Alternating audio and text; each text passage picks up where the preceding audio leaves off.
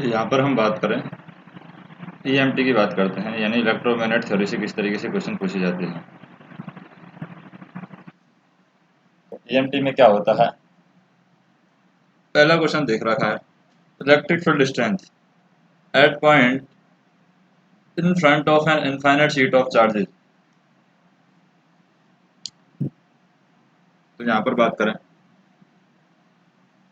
Electric field strength, electric field strength at a point in front of infinite sheet of charges, at a point of infinite sheet charge is that is independent of the distance of point from sheet। तो ये distance पर से independent होता है। जैसे हम देखें electric field strength की बात करें तो इलेक्ट्रिक फील्ड स्ट्रेंथ का फार्मूला होता है यहाँ पर E equal to P S divide by E not X का वार B divide B and M का रेशो। तो यहाँ पर हम कह सकते हैं कि जो पी एस है वो क्या है, चार्ज डेंसिटी है। क्या है ये, चार्ज डेंसिटी। तो चार्ज डेंसिटी के अकॉर्डिंग हम देखें ए एक्स बार की वैल्यू क्या होती है, unit vector normal to the sheet directed away from sheet. Next हम देखें the electric field intensity at any point is equal to, electric field intensity है एनी पॉइंट पर किसके इक्वल होगी, इलेक्ट्रिक फील्ड इंटेंसिटी है at any point equal to E equal to V divide by D. तो यहाँ पर हो जाएगा वोल्ट पर मीटर। ये इलेक्ट्रिक फील्ड इंटेंसिटी है किसी पॉइंट पर होती है। तो यहाँ पर क्या होगा, ये पोटेंशियल ग्रेडियंट होता है। क्या होता है, potential gradient E equal to B divide by E volt per unit, और ये होगा potential gradient at that point. Inside a conducting sphere, inside a conducting sphere क्या चीज़ कांस्टेंट रहती है, inside a conducting sphere. Conducting sphere की बात करें, ये हमारा जैसे कंडक्टिंग स्फीयर है, इस कंडक्टिंग स्फीयर के अंदर जैसे कि ये हमारे पास में पॉजिटिव चार्जेज होते हैं, ये क्या है, पॉजिटिव चार्जेज हैं। तो पॉजिटिव चार्जेज में E इक्वल टू क्या होगा, जीरो, Q इक्वल टू क्या होता है, जीरो, और V इक्वल टू क्या होता है, कांस्टेंट होता है।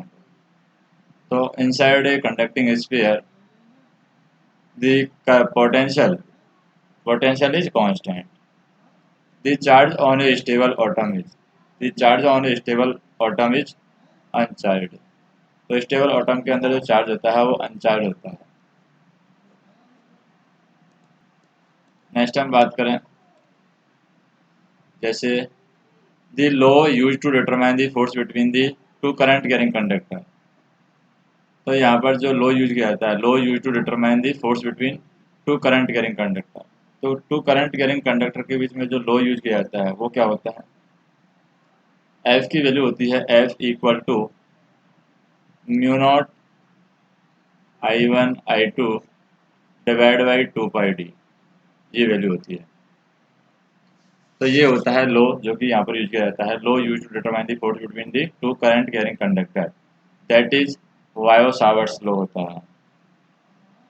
वायो सावर्ट्स लो में F equal to mu naught I one I two divide by two pi D होगा, और ये वायो सावर्ट्स लो के अकॉर्डिंग काम करता है।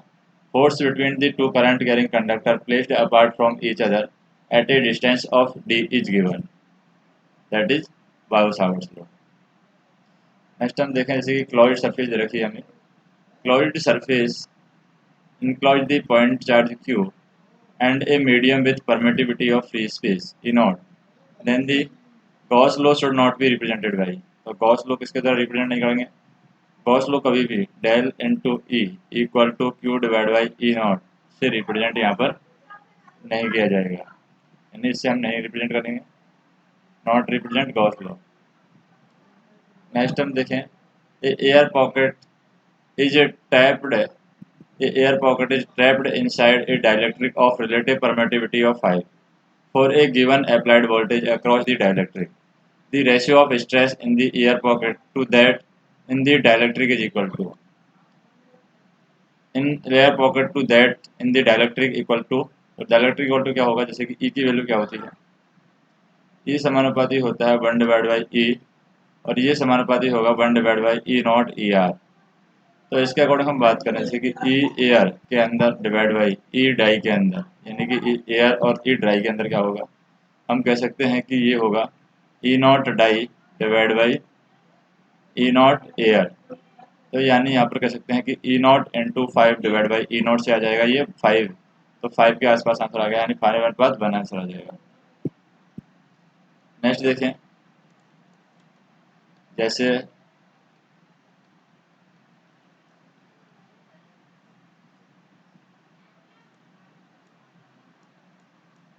इस सॉलिड सिलेंडर दे रखा है, ये सॉलिड सिलेंड्रिकल कंडक्टर, रेडियस दे रखी है उसकी आर। इस तरीके सॉलिड सिलेंड्रिकल कंडक्टर है, उसकी रेडियस दे रखी है are.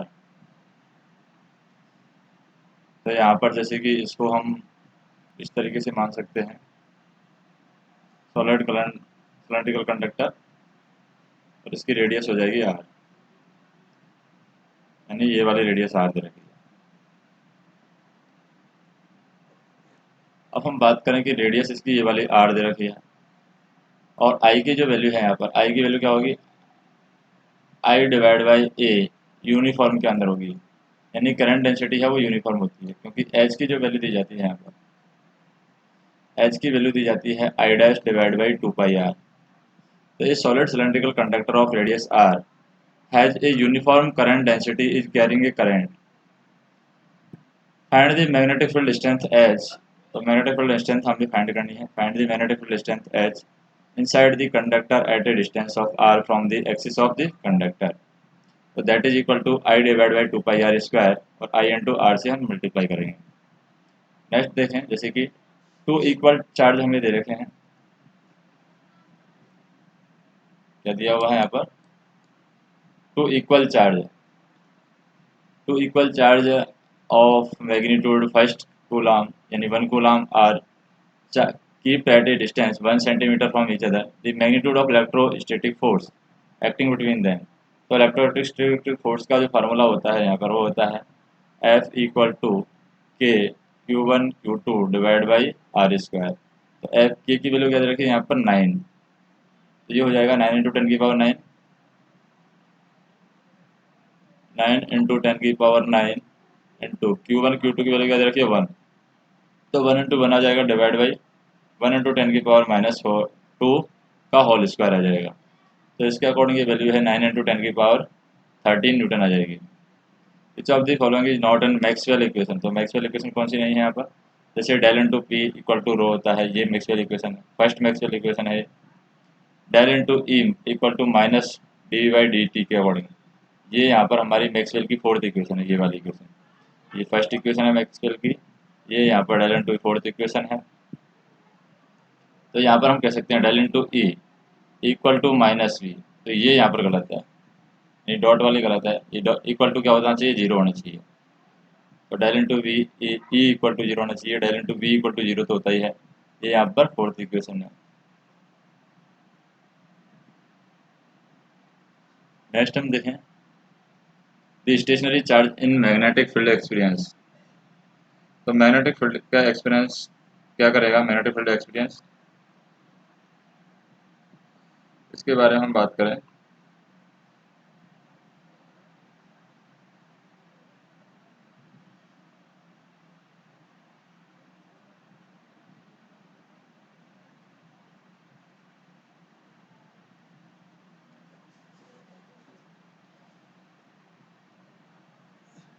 Stationery charge in magnetic field strength, stationary charge in magnetic field strength क्या होगा, ये होता है यहाँ पर कोई भी फोर्स यहाँ पर नहीं लगाएंगे, no force, stationary charge in magnetic field strength has no force, यानी स्टेशनरी चार्ज है in magnetic field does not influence and not experience any force of it. Electric dipole moment has the unit, electric dipole moment है, इसके अंदर unit क्या होती है, electric dipole moment के अंदर जो यूनिट होती है वो कूलम पर मीटर होती है। Electric dipole moment, electric dipole moment के अंदर ये होगा Q इंटू डी, तो Q इंटू डी से ये कूलम मीटर के अंदर इसको मेजर करेंगे, coulomb metre. Find the value of MMF generated by a multi layer coil of 100 turns of fine wire carrying a current of 10 milliampere। तो यहाँ पर हमें एम एम एफ की वैल्यू निकालनी है। तो एम एम एफ की वैल्यू कैसे निकाल सकते हैं? एम एम एफ की वैल्यू हम क्या निकालेंगे? एन इंटू आई, यानी कि number of turn into current. तो नंबर ऑफ टर्न क्या हो जाएगा? 100 इंटू करंट की वैल्यू क्या हो जाएगी? 10 इंटू 10⁻³ तो ये हो जाएगा 1 एम्पियर टर्न। नेक्स्ट हम देखें,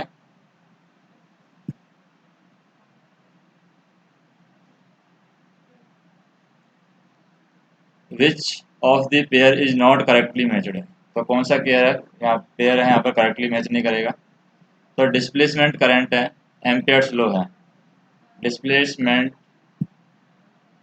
विच of the pair is not correctly match, तो डिस्प्लेसमेंट करंट है वो एम्पियर्स लो है, ये यहाँ पर मेजर नहीं कर रहा है, मैच नहीं कर रहा है, क्योंकि डिस्प्लेसमेंट करंट है वो किसके द्वारा दी जाएगी? डिस्प्लेसमेंट करंट यहाँ पर दी जाती है मैक्सवेल इक्वेशन के द्वारा। मैक्सवेल इक्वेशन के द्वारा ये डिस्प्लेसमेंट करंट यहाँ पर दी जाती है। नेक्स्ट हम बात करें, जैसे a long current carrying wire has a magnitude of H. Long current carrying wire has a magnitude of H equal to 1 ampere per metre at the radius of 1 metre. Find the current in the wire. तो wire के अंदर current की value हमें major करनी है। तो wire के अंदर करंट की वैल्यू कैसे मेजर करेंगे? करंट कैरिंग वायर के अंदर मैग्नीट्यूड एच इक्वल टू दे रखा है 1 एम्पियर पर मीटर। तो जैसे यहाँ पर रेडियस भी दे रखी है 1 मीटर के आसपास, तो यहाँ पर रेडियस भी हमारी क्या दे रखी है? 1 मीटर के आसपास। तो रेडियस 1 मीटर के अकॉर्डिंग हम इसको सॉल्व करेंगे।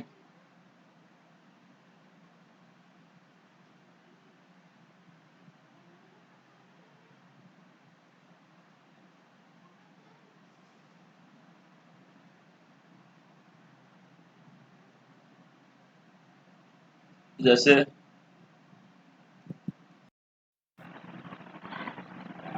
तो यहाँ पर हम देखें, जैसे कि conservative properties are applicable only to. तो कंजर्वेटिव प्रॉपर्टीज है कहाँ पर एप्लीकेबल होंगी? कंजर्वेटिव प्रॉपर्टीज की बात करें तो ये होता है phi integration E into D I equal to 0। तो ये होता है conservative properties are applicable only to only electrostatic field is conservative. तो इलेक्ट्रोस्टैटिक फील्ड यहाँ पर कंजर्वेटिव होता है, तो ये हम कह सकते हैं electrostatic field is conservative. Two charges of magnitude Q1 and Q2 are charged with property and placed at a distance apart from the following. One is most not correctly shows the force direction. तो कौन सा यहाँ पर force direction को show नहीं करेगा? तो यहाँ पर हम बात करें फोर्स डायरेक्शन को शो नहीं करेगा, उसकी बात करें हम, तो force is repulsive in Q1 and Q2 are the same sign. तो सेम साइन होंगे तो रिपल्सन होगा, जबकि अट्रैक्टिव होगा अपोजिट डायरेक्शन में, यानी कि प्लस और माइनस होंगे तो ये क्या करेगा? अट्रैक्ट करेगा। और अगर प्लस और प्लस होंगे तो ये क्या करेगा? रिपल्सन, यानी कि इनको दूर दूर भगाएगा। तो यहाँ पर हम देखें, ये आपस में हमें देखना है two charge Q1 Q2 are distance not correctly show the force direction. वो फोर्स की डायरेक्शन को जैसे प्लस माइनस से अट्रैक्ट कर रहे हैं, ये सही है, ये वाला ऑप्शन सही है। यहाँ पर हम देखें माइनस माइनस, ये क्या कर रहे हैं? एक दूसरे को दूर भगा रहे हैं, जबकि यहाँ पर देखा force is repulsion Q1 Q2 are the same sign. Q1 और Q2 यहाँ पर सेम साइन होनी चाहिए, वो अट्रैक्टिव होंगे। सेम साइन के अगर अंदर रिपल्सिव होंगे तो यहाँ पर रिपल्सन हो रहा है, ये सही है। इसमें यहाँ पर रिपल्सन हो रहा है, ये भी सही है। तो ये ऑप्शन क्या है? ए ऑप्शन है। यहाँ पर ए ऑप्शन में रिपल्सन नहीं होना चाहिए, अट्रैक्शन होना चाहिए, तो ये गलत है। नेक्स्ट हम देखें, ये moving charge produce. Moving charge के अंदर क्या होगा? Moving charge produce both magnetic field and electric field. तो मूविंग चार्ज है वो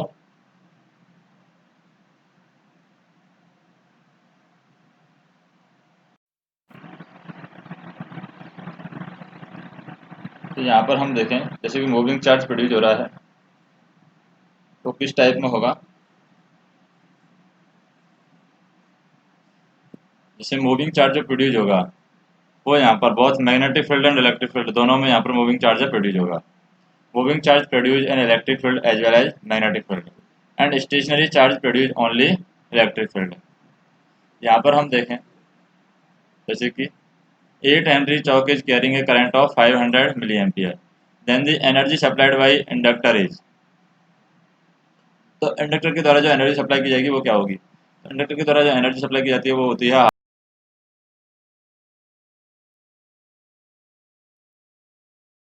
तो हाफ इंटू आई स्क्वायर। आई की वैल्यू क्या है? 500 मिली एम्पियर। तो 500 इंटू 10 की पावर माइनस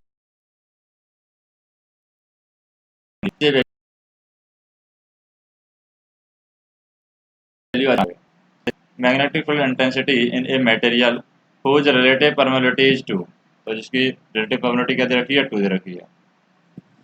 तो V की वैल्यू याद करें, V equal to mu into H.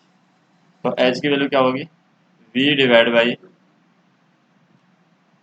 Mu naught into mu R, mu naught into mu R, ये H की वैल्यू होगी। नेक्स्ट हम बात करें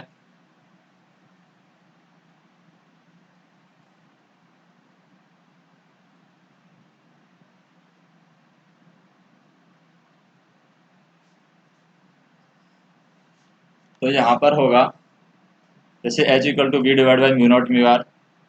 तो V की वैल्यू यहाँ पर दे रखी है, जैसे V दे रखा है 0.0044, तो 0.0044 के अकॉर्डिंग वैल्यू हो जाएगी यहाँ पर 44 इंटू 10 की power minus 4 divide by 4 into 4 pi into 10 की पावर माइनस 7 होती है म्यू नॉट की वैल्यू। म्यू नॉट की वैल्यू क्या होती है? 4 पाई इंटू 10 की पावर माइनस 7। तो 4 इंटू पाई का मान 22/7 इंटू 10 की power minus 7 into mu R की वैल्यू क्या होती है? 2। तो इससे वैल्यू आ जाएगी 750 एम्पियर टन पर मीटर। तो 750 एम्पियर टन पर मीटर हमारा आंसर हो जाएगा। नेक्स्ट हम देखें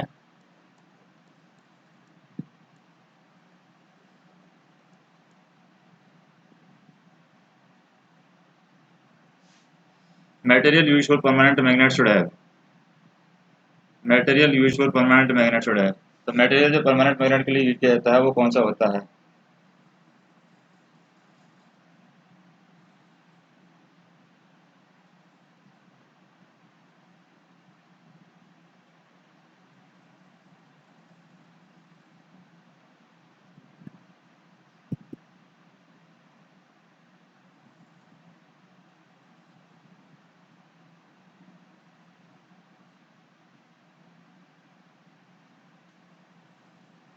material use for permanent magnet, तो मटेरियल जो यूज किया जाता है परमानेंट मैग्नेट का वो क्या होता है?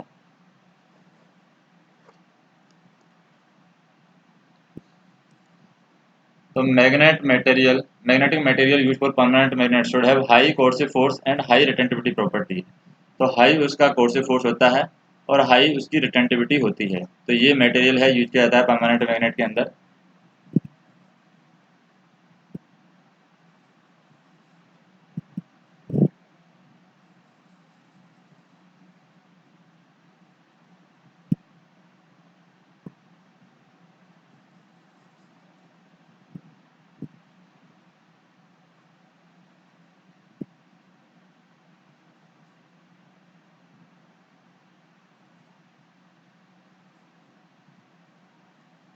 नेक्स्ट हम देखें the coil of 300 turns is bound on non magnetic core having mean of circumference of 0.8 into 10 की power minus 6 and the cross section area is 0.3 into 10 की power minus 3 metre square. Find the inductance of coil corresponding to magnetizing current of 3 ampere. तो यहाँ पर हमें क्या याद करना है? इंडक्टेंस ऑफ कॉइल हमें याद करना है किसके करस्पॉन्डिंग में? Magnetizing current of 3 ampere. तो मैग्नेटाइजिंग करंट यहाँ पर दे रखा है 3 एम्पियर। तो एल की वैल्यू क्या होगी? एल इक्वल टू होगा L equal to N square A mu naught divide by L. तो यहाँ पर एन स्क्वायर की वैल्यू क्या है? 300 टर्न्स। तो ये हो जाएगा 300 टर्न्स स्क्वायर एन टू ए की वैल्यू क्या होती है? एरिया होता है 0.3 इंटू 10 की पावर माइनस 3, 0.3 इंटू 10 की power minus 3 into mu naught की वैल्यू क्या होती है? 4 पाई इंटू 10 की पावर माइनस 7, 4 पाई इंटू 10 की power minus 7 divide by L. L की वैल्यू क्या होगी? एल की वैल्यू होगी यहाँ पर जैसे लेंथ यहाँ पर क्या दे रखी है, जैसे यहाँ पर क्रॉस सेक्शनल एरिया दे रखा है, क्रॉस सेक्शनल एरिया हमने लिख दिया है 0.3 इंटू 10 की पावर माइनस 6, यहाँ पर लेंथ होगी 0.3 इंटू सरकमटेंस यहाँ पर दे रखी है, तो 0.3 इंटू 10 की पावर माइनस 6 ये लेंथ होगी। तो ये वैल्यू हो जाएगी 113.04 मिली हेनरी। तो ये हमारा आंसर होगा।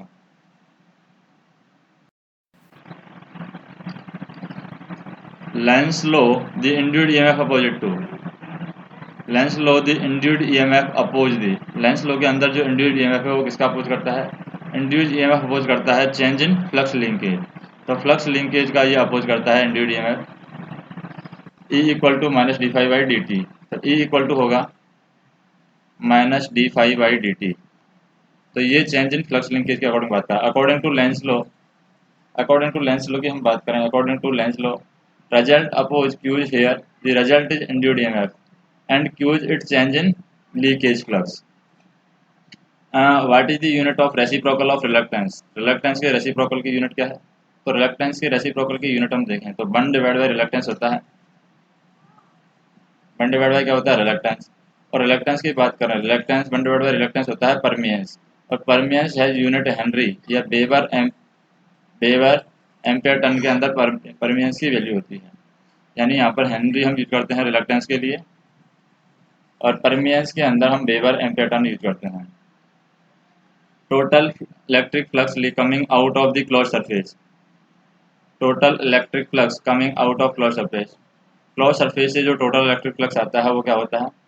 टोटल इलेक्ट्रिक फ्लक्स जो क्लोज सरफेस से आता है वो यहाँ पर equal to the total charge enclosed by surface. तो ये टोटल इलेक्ट्रिक फ्लक्स है coming out of a closed surface is equal to the total charge enclosed by surface.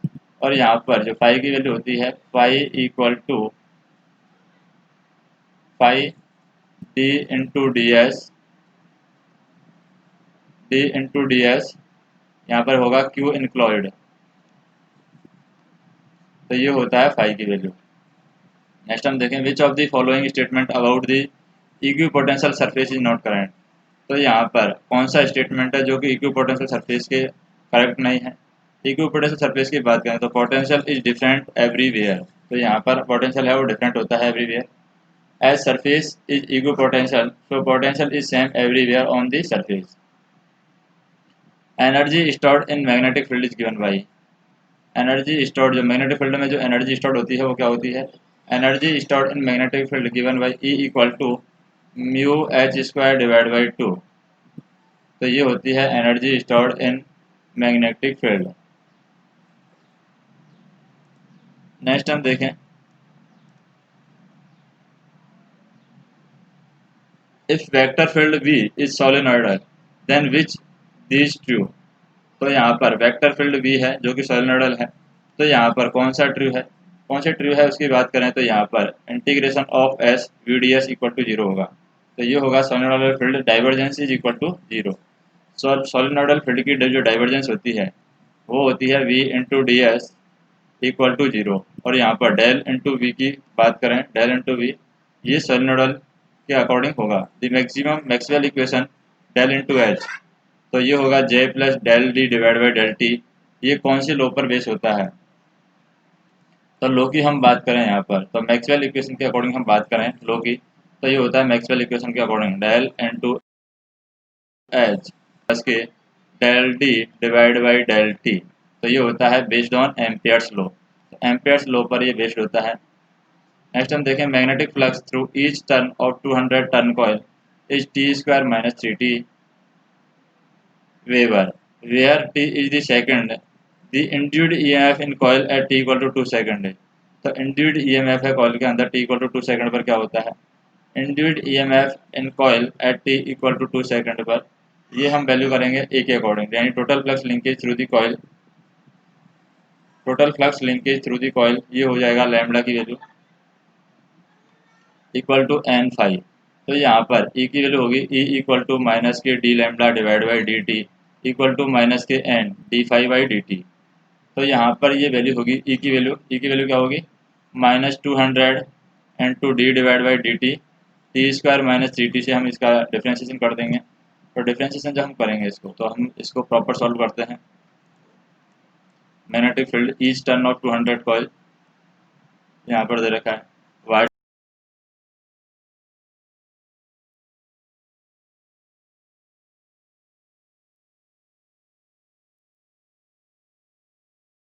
Is the induced total flux linkage through the coil. तो coil के द्वारा जो total flux linkage होता है वो होता है लैम्डा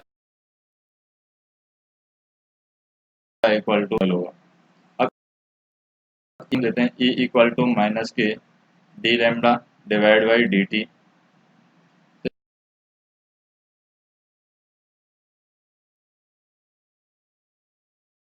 तो ये होगा माइनस जाएगा यहाँ पर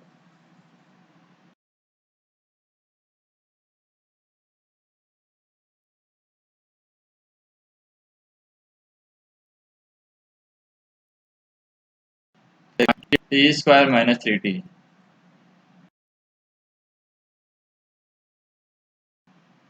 इंटू 10 की पावर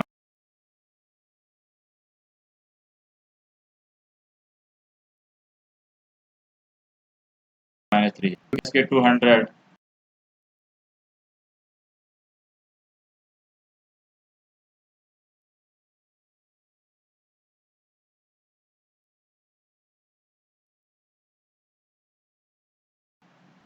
हो जाएगा।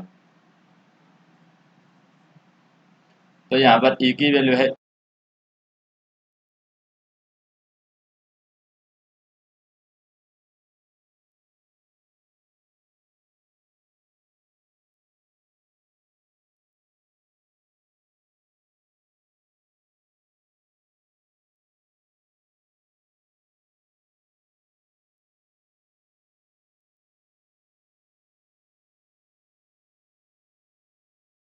E। अब हम इसको और सॉल्व करें तो E की वैल्यू क्या हो जाएगी, E इक्वल टू, तो ये E की वैल्यू होगी। नेक्स्ट हम देखें, find H at ampere per metre at the centre of circular coil of diameter 1 metre. H दे रखा है, H यानी हमें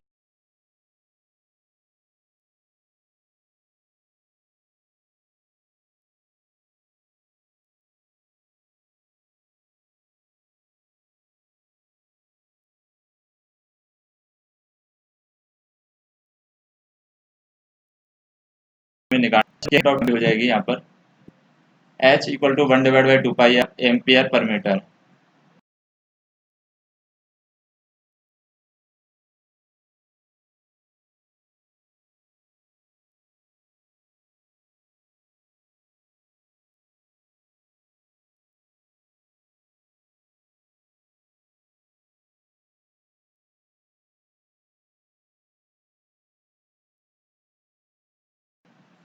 by pi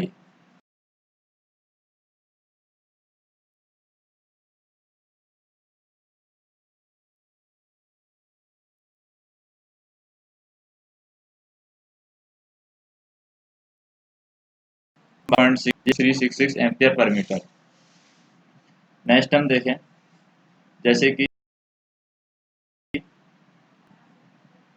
H equal to दे रखा है in the conductor magnetic field due to the current carrying conductor यहाँ पर दे रखा है। हमें क्या निकालना है, H की वैल्यू हमें निकालनी है। तो H की वैल्यू क्या होगी,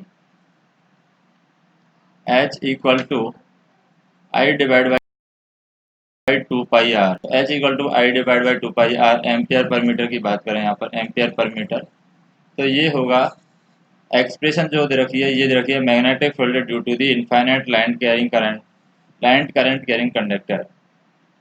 तो मैग्नेटिक फील्ड की बात करें यहाँ पर the expression of magnetic field due to an infinite line current carrying conductor H equal to 1 divide by 2 pi R ampere per metre.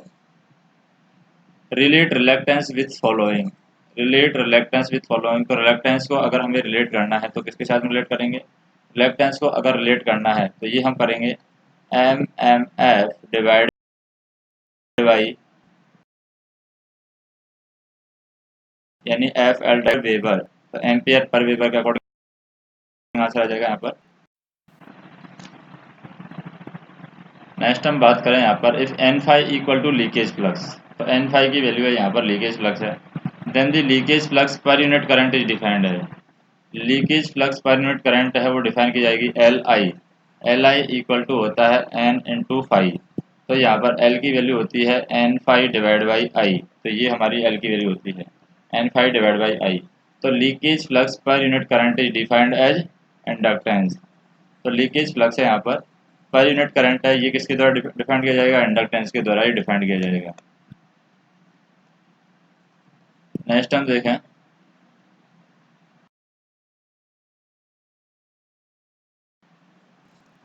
if d phi is the luminous flux incident normally on a area of dA। तो यहाँ पर D phi है, luminous flux दे रखा है, incident normally on a area of D A. Then illuminance is given है, तो illuminance की वैल्यू क्या होगी, इल्यूमिनेंस की वैल्यू दी जाएगी यहाँ पर D phi by D A, ये है इल्यूमिनेंस की value.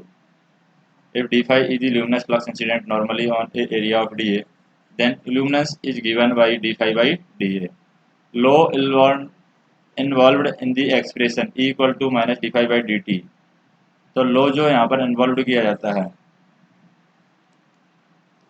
Low involve in expression of E equal to minus D five by D T are. तो D five by D T के अंदर जो लो इन्वॉल्व किया जाता है E equal to minus D five by D T, तो ये value होती है both Faraday and Lenz law are involve in the expression. तो यहाँ पर फेराइडे लो और लेंस लो दोनों ही यहाँ पर इन्वॉल्व किए जाते हैं। A magnetic circuit is applied with current, एक मैग्नेटिक सर्किट है, a magnetic circuit is applied with A current that change at a rate of 5 ampere per second. This circuit has an inductance of 2 Henry. Then the self-induced EMF is, तो then यहाँ पर self induced EMF की value क्या होगी। तो self induced EMF की जो value होती है अकॉर्डिंग टू लेंस लो की हम बात करें, according to lens law E equal to minus N D five by D T से हम देखें सेल्फ इंड्यूस्ड EMF है वो क्या होगा, E equal to minus L D I by D T. तो ये होगी E की value E equal to minus K two, L की वैल्यू क्या होगी minus K two into D I by D T की वैल्यू क्या हो जाएगी यहाँ पर change in rate of 5 ampere per second, तो ये हो जाएगी माइनस फाइव इंटू फाइव, तो E की वैल्यू हो जाएगी यहाँ पर माइनस के 10 वोल्ट, तो E की वैल्यू होगी माइनस के 10 वोल्ट। एक coil is bound with 15 turn, तो यहाँ पर कॉइल है, a coil is bound with 15 turn and current of 8 ampere produce a flux of 200 microweber। Calculate the inductance of coil। तो इंडक्टेंस ऑफ कॉइल हमें अगर calculate करना है तो हम कैसे कैलकुलेट करेंगे, सबसे पहले तो यहाँ पर हम देखें एल आई की जो वैल्यू है, एल इंटू आई की वैल्यू ये होगी एन इंटू फाइव की वैल्यू।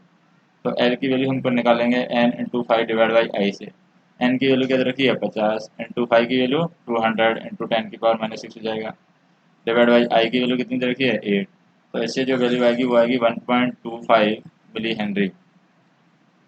नेक्स्ट हम देखें जैसे कि क्या दे रखा है, P equal to Q H G is the water power equation, head H is measured in metre, G is the gravity constant is measured in metre per second square, then the measuring unit of Q flow rate of water is. तो flow rate of water क्या होगी, flow rate of water जो होती है वो होती है cubic metre per second, ये होती है फ्लो रेट ऑफ वाटर, क्योंकि हाइड्रो इलेक्ट्रिक पावर जो रखी है वो दी जाती है P equal to N E into Q into G into H. तो यहाँ पर P होती है पावर, E होती है डेंसिटी ऑफ वाटर जैसे 1000 किलोग्राम पर मीटर की पावर क्यूब, N होती है डायमेंशनल एफिशिएंसी ऑफ टरबाइन यानी अप्रोक्सीमेटली 0.9 होती है, Q की वैल्यू होती है वॉल्यूमेट्रिक फ्लो रेट जो कि मीटर क्यूब पर 5 मीटर क्यूब के अकॉर्डिंग दी जाती है मीटर क्यूब पर सेकेंड, और जी होती है acceleration due to the gravity तो होता है 9.8 मीटर पर सेकेंड स्क्वायर, और एच होती है height difference between the inlet and outlet. तो यहाँ पर हम कह सकते हैं क्यूबिक पर मीटर सेकंड के अंदर फ्लो रेट हम यहाँ पर मेजर करते हैं। नेक्स्ट हम बात करें टू आइडेंटिकल कॉइल, तो दो आइडेंटिकल कॉइल हैं हमारे पास में A and B, 1000 turn each lie in parallel plane such that 80% of the flux produced by one coil linked with the other। तो 80% है दूसरी के साथ में अटैच कर रहा है। If current of 5 ampere flowing in A produce a flux of 0.05 milliweber, then the flux linkage with the coil B। तो coil B के साथ जो फ्लक्स की वैल्यू क्या होगी, coil B के साथ फ्लक्स की वैल्यू होगी V equal to 80 divide by 100 into ये वैल्यू हो जाएगी 0.04 वेबर, मिली वेबर। तो 0.04 मिली वेबर होगा, ये हमारा आंसर है।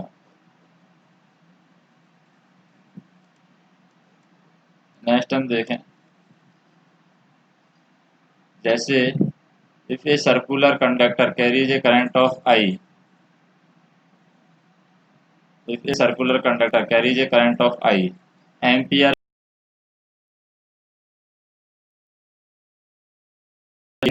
सेंटर ऑफ कॉइल पर मैग्नेटाइजिंग फोर्स क्या होगा, 1/I/2R ampere turn per metre के अकॉर्डिंग ही दिया जाएगा। The flux while crossing air gap tends to bulge outwards, तो ये फ्लक्स है यहाँ पर। The flux while crossing air gap tends to bulge outwards thereby increasing the effective area of the gap. This effect is also known as fringing, fringing effect के नाम से इसको जाना जाता है। यानी फ्लक्स जो होता है, flux while crossing air gap tends to plug outwards thereby increase the effective area of the gap. अगर हमें गैप का इफेक्टिव एरिया को इंक्रीज करना है तो इफेक्ट को किस नाम से जाना जाएगा, फ्रिंगिंग इफेक्ट के नाम से जाना जाएगा। Leakage coefficient in magnetic circuit is denoted by, तो मैग्नेटिक सर्किट में जो लीकेज कॉफिशिएंट होता है वो किसके द्वारा डिनोट किया जाता है, मैग्नेटिक सर्किट में लीकेज कॉफिशिएंट यहाँ पर डिनोट किया जाता है लैम्डा के द्वारा। यानी लीकेज कॉफिशिएंट का जो फार्मूला होता है वो होता है H equal to total flux phi F divide by phi mu, यानी कि usual flux, total flux divide by usual flux. तो ये होता है लीकेज कॉफिशिएंट यानी H की वैल्यू। तो ये दी जाएगी, लीकेज फ्लक्स H की वैल्यू म्यू से दी जाती है। नेक्स्ट हम देखें,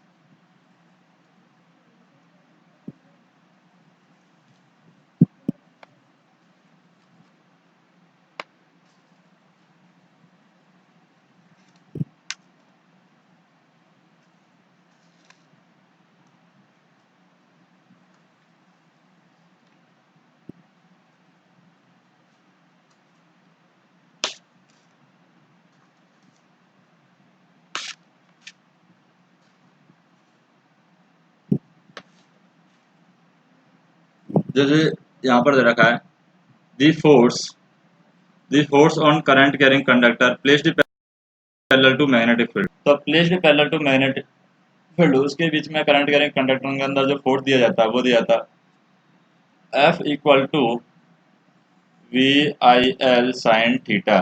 तो ये फोर्स होता है। परमियंस इज एनालोगस टू, तो परमियंस यहाँ पर एनालोगस किसके एनालोगस होती है, permeance is analogous to conductance, तो कंडक्टेंस इन इलेक्ट्रिकल सर्किट। तो परमियंस किसके एनालोगस होती है, कंडक्टेंस के। ये series magnetic circuit will have, तो सीरीज मैग्नेटिक सर्किट के अंदर क्या होता है, series magnetic circuit will have same magnetic flux. तो सीरीज मैग्नेटिक सर्किट के अंदर सेम मैग्नेटिक फ्लक्स होता है, series magnetic circuit will have same magnetic flux. Next हम देखें, four relation has been given, select the correct relation. तो four relation यहाँ पर दिए गए हैं, करेक्ट यहाँ पर करेक्ट रिलेशन हमें सेलेक्ट करना है। तो करेक्ट रिलेशन क्या होगा, फ्लक्स होता है MMF डिवाइड बाई रिलक्टेंस, तो ये फाई होगा, flux MMF divide by reluctance. परमियंस की जो वैल्यू होती है, परमियंस दिया जाता है 1 डिवाइड बाई रिलक्टेंस दिया जाता है, परमियंस किसे दिया जाता है 1 डिवाइड बाई रिलक्टेंस से। तो MMF को हम ऐसे निकाल सकते हैं, MMF equal to flux into lens. ये MMF होगा, तो MMF का जो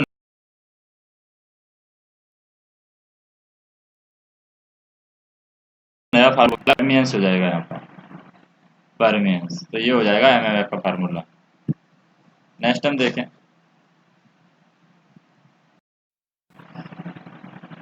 नेक्स्ट हम यहाँ पर देखें, जैसे कि यहाँ पर हो जाएगा M M F divide by flux divide by reluctance, यानी M M F equal to flux divide by reluctance.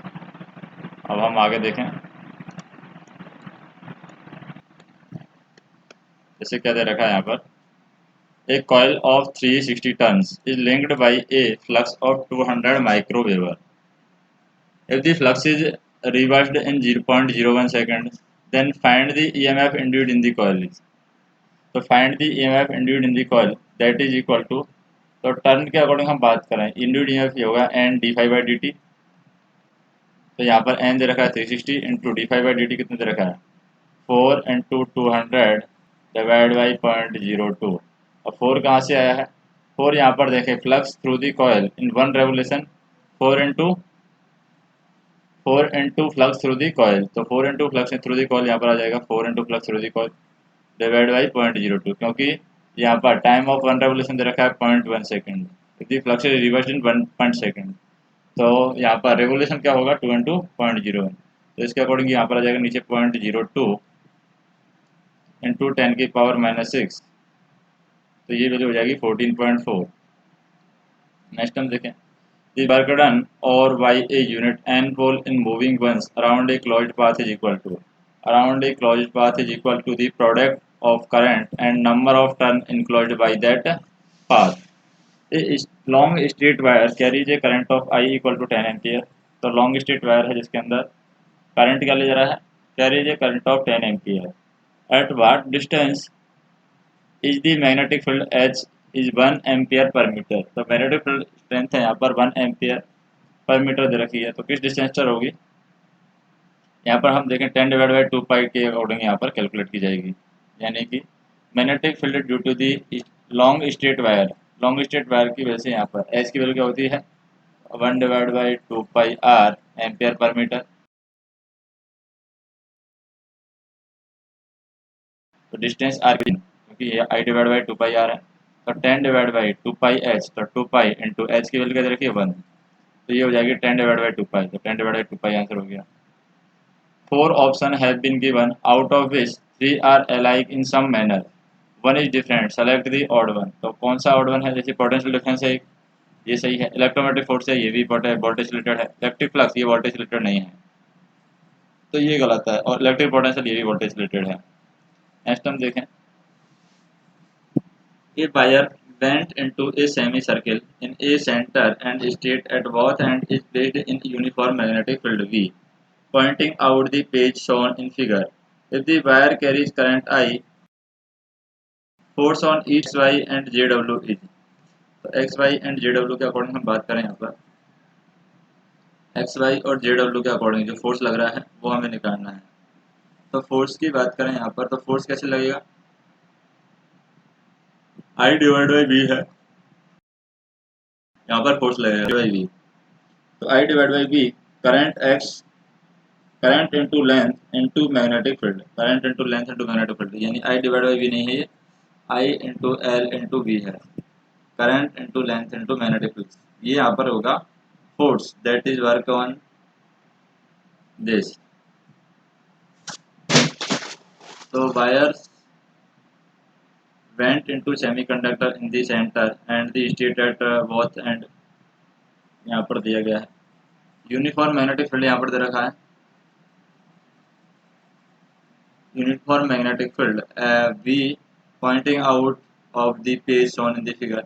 If the wire carries current I, the force on each state location x, y and zw, that is I into L into V होगा।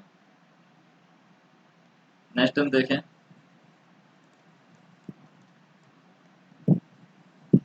इससे क्या दे रखा है यहाँ पर, electric flux and field intensity inside a conducting sphere, conducting sphere के अंदर इलेक्ट्रिक फ्लक्स और फील्ड इंटेंसिटी की वैल्यू क्या होती है, कंडक्टर स्फीयर के अंदर इलेक्ट्रिक फ्लक्स और फील्ड इंटेंसिटी की जो वैल्यू होगी वो होगी यहाँ पर 0, electric field from A to B will be, तो electric field A to B की अगर बात करें यहाँ पर ए में और बी में इंक्रीज होगा या डिक्रीज होगा, तो यहाँ पर A to B electric field है ये डिक्रीज होगा। In which of the following voltage source the movement of conductor in magnetic field is used to produce voltage, is used to produce voltage, in DC generator, तो DC generator के अंदर यहाँ पर move किया जाएगा। In which the following voltage source the movement of conductor in magnetic field is used to produce the voltage in A DC generator. Coulomb's law for a force Coulomb's law for the force between electric charge closely resemble with Gauss theory। तो ये Coulomb's law है for force between the electric charge close resemble with Gauss theory। The potential inside a charged hollow sphere is, तो potential जो होता है inside a charged hollow sphere, charged hollow sphere के अंदर जो पोटेंशियल होता है वो same as that on surface. तो यहाँ पर पोटेंशियल होता है वो सेम होता है as that on surface. Electric field from B to C will be, electric field जो बी टू सी होता है वो क्या होता है, electric field from B to C, तो वो होगा यहाँ पर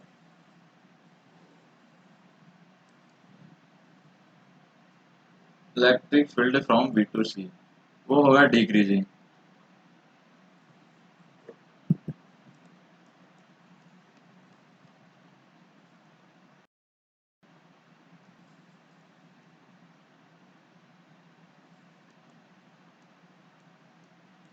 नेक्स्ट हम देखें what is the direction of magnetic lines of force in the current carrying conductor. What is the direction of magnetic lines of force in the current carrying conductor. Current carrying conductor में यहाँ पर direction क्या होती है, direction of magnetic lines of force in current carrying conductor. Current carrying conductor में ये direction होती है anti clockwise. What is the direction of magnetic lines of force in the current carrying conductor that is anti-clockwise। Which of the following is a vector quantity। तो कौन सी यहाँ पर vector quantity है, vector quantity की बात करें ये electric field intensity है, ये वेक्टर क्वांटिटी है यहाँ पर इलेक्ट्रिक फील्ड इंटेंसिटी। इनसाइड ए hollow spherical conductor, hollow spherical conductor के अंदर क्या होता है, हॉलो स्फेरिकल कंडक्टर के अंदर इलेक्ट्रिक फील्ड है वो जीरो होता है। Inside A hollow spherical conductor electric field is zero. यहाँ पर हमें ज्ञात करना है figure shows diagrammatic representation of the vector field x vector, y vector and z vector respectively।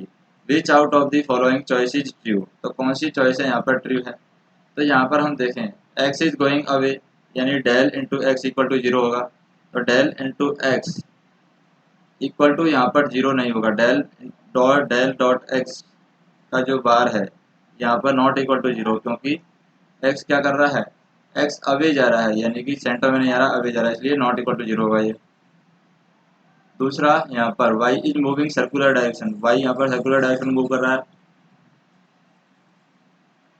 तो इसका मतलब हम कह सकते हैं कि डेल इंटू वाई वेक्टर है ये भी यहाँ पर क्या होगा, not equal to zero.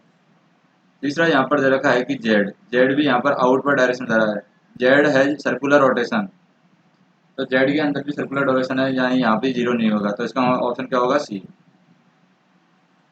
E is the electric field intensity, del into E is equal to del into E is equal to zero. तो ये होगा divergence of curl field is always zero, divergence of curl field वो यहाँ पर zero होगा।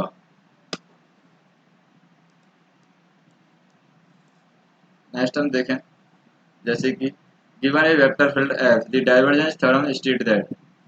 तो यहाँ पर वेक्टर फील्ड एफ के अंदर डाइवर्जेंस थ्योरम है वो क्या कहती है, डाइवर्जेंस थ्योरम की बात करें, डाइवर्जेंस थ्योरम के अंदर integration F into D s s से लेंगे और बी से del into F into D B से लेंगे हम यहाँ पर, तो ये क्या होगा एफ इंटू डी एस से और del into F into D B के अकॉर्डिंग दिया जाएगा divergence theorem. The mean square of zero mean random process is K T divide by C where K is Boltzmann constant, T is the absolute temperature and C is the capacitance.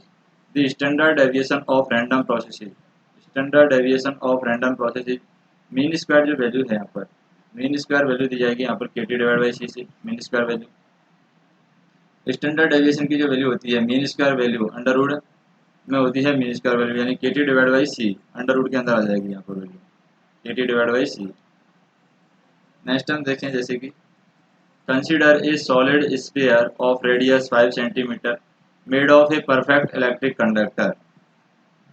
If 1 million electron are added to this sphere, तो यहाँ पर 1 million electron है ये यहाँ पर added किए जाते हैं किस स्फीयर में, इस स्फीयर में। These electron will be distributed, तो these electron will be distributed uniformly over the outer surface of the sphere. तो यहाँ पर हमें क्या करना है, added charge 1 million electron to be solid spherical conductor is uniformly distributed over the outer surface of the sphere. Consider an electron, a neutrons and proton initially at rest. तो यहाँ पर हमें कंसीडर करना है, consider an electron, a neutron and proton initially at rest and placed along a straight line such that the neutron is exactly at the center of the line joining an electron and proton at t equal to 0. The particles are released but are constrained to move along the same straight line. Which of these are collide first? तो कौन सा यहाँ पर collide first होगा यहाँ पर?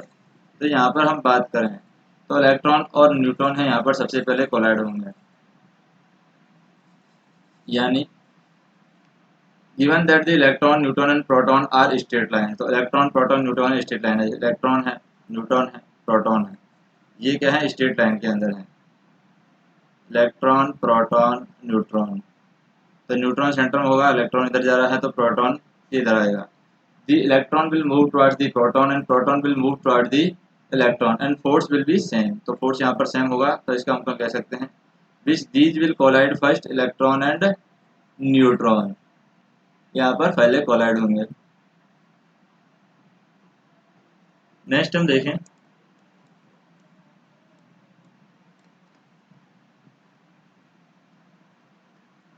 जैसे two electron है, टू इलेक्ट्रोड यहाँ पर दे रखी है, क्या दे रखी है, टू इलेक्ट्रोड, दो इलेक्ट्रोड यहाँ पर दे रखी है, whose cross sectional view is shown in the figure are at same potential, maximum electric field will be at point. तो मैक्सिमम इलेक्ट्रिक फील्ड कौन से पॉइंट पर होगा, मैक्सिमम इलेक्ट्रिक फील्ड यहाँ पर इस पॉइंट पर होगा, सी पॉइंट पर।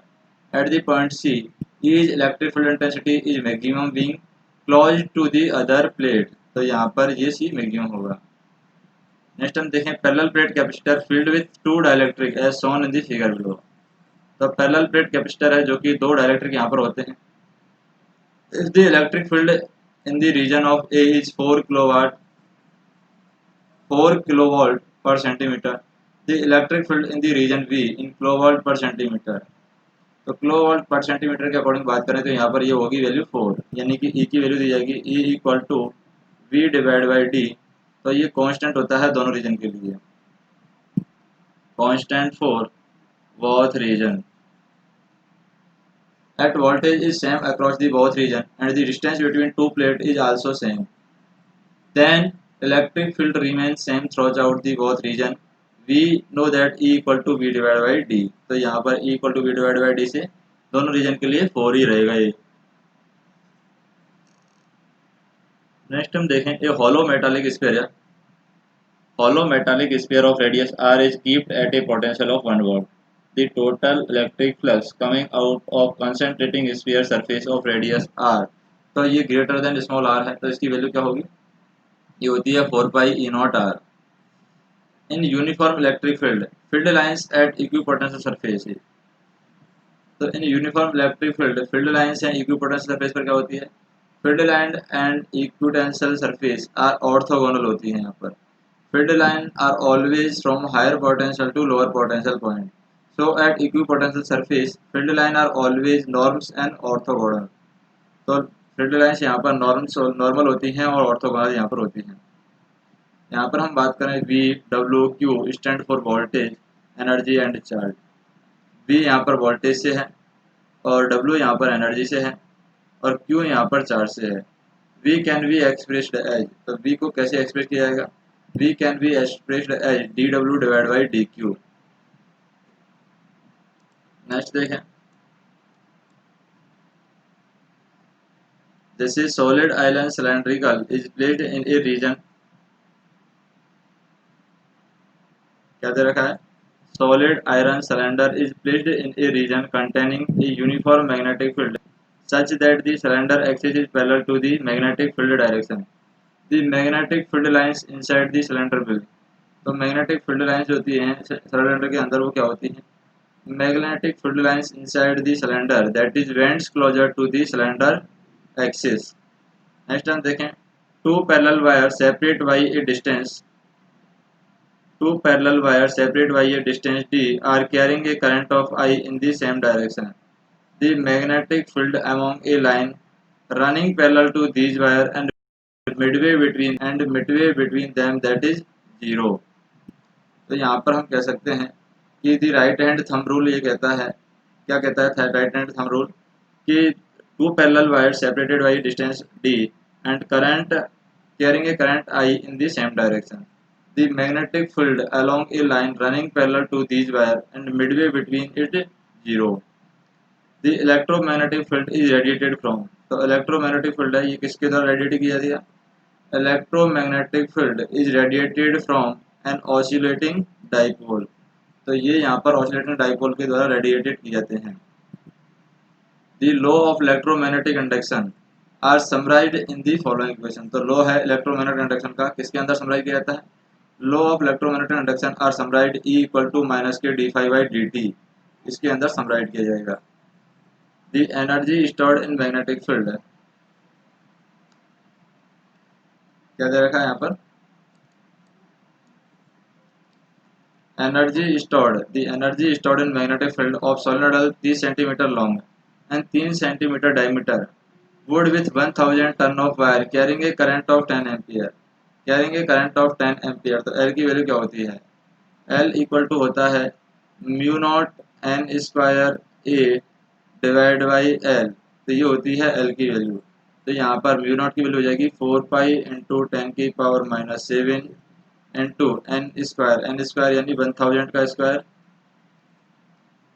इंटू ए की वैल्यू पाई डी स्क्वायर हो जाएगी, तो पाई इंटू 3/2 इंटू 10 की पावर -2 का स्क्वायर डिवाइड बाई एल की वैल्यू क्या हो जाएगी 3 इंटू 10 की पावर -2, ये वैल्यू हो जाएगी, तो ये हो जाएगी 2.96 मिली हेनरी।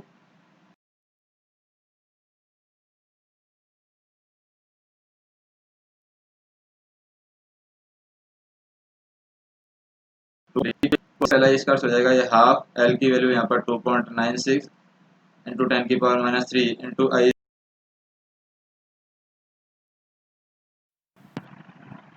तो यहाँ पर हाफ एल आई स्क्वायर से क्या हो जाएगी, हाफ इंटू एल इंटू आई स्क्वायर से हम निकालेंगे, तो ये हो जाएगी 1.148 जूल, यानी कि 0.15 जूल आने लगेगा। तो ये हमारी इलेक्ट्रोमैग्नेटिक फील्ड थ्योरी होती है, और टोटल हमने यहाँ पर कितने क्वेश्चन देखे हैं, 3500 के आसपास ऑब्जेक्टिव इलेक्ट्रिकल सॉल्यूशन के क्वेश्चन देखे हैं, जो कि यहाँ पर एक ही प्लेलिस्ट के अंदर आपको मिल जाते हैं।